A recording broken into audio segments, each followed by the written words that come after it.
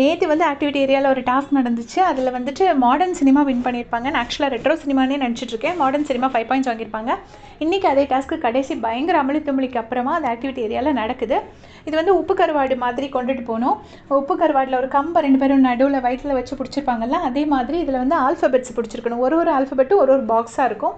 இப்போ பானிபூரி அப்படின்னா PANIPURIன்னு எல்லாமே செப்பரேட் பாக்ஸஸாக இருக்கும். அந்த பாக்ஸஸை வரிசையாக வச்சு பிடிக்கணும்.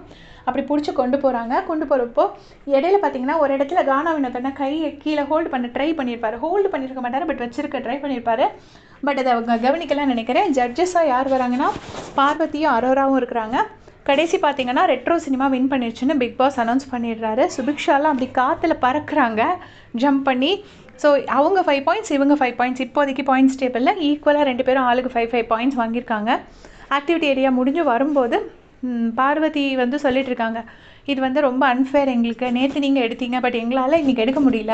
ஏன்னா நெக்லஸ் வந்து நீங்கள் இன்னும் கரெக்டாக வைக்க வேண்டிய இடத்துல வைக்கல அப்படிங்கிற மாதிரி சொல்லிட்டு இருக்காங்க. இங்கே வந்து பார்த்தீங்கன்னா கனி அக்கா வேற அரோரா எல்லாருமா சேர்ந்துட்டு அந்த சேஞ்சிங் ரூமில் போயிட்டு ஏதோ ரைஸ் எடுத்துகிட்டு வா அப்படின்லாம் சொல்கிறாங்க. அது என்ன பண்ண போகிறாங்க அப்படிங்கிறது எனக்கு தெரியல. ஸோ இதை பார்த்துட்டு அப்டேட் பண்ணுறேன். தேங்க்ஸ் ஃபார் வாட்சிங்.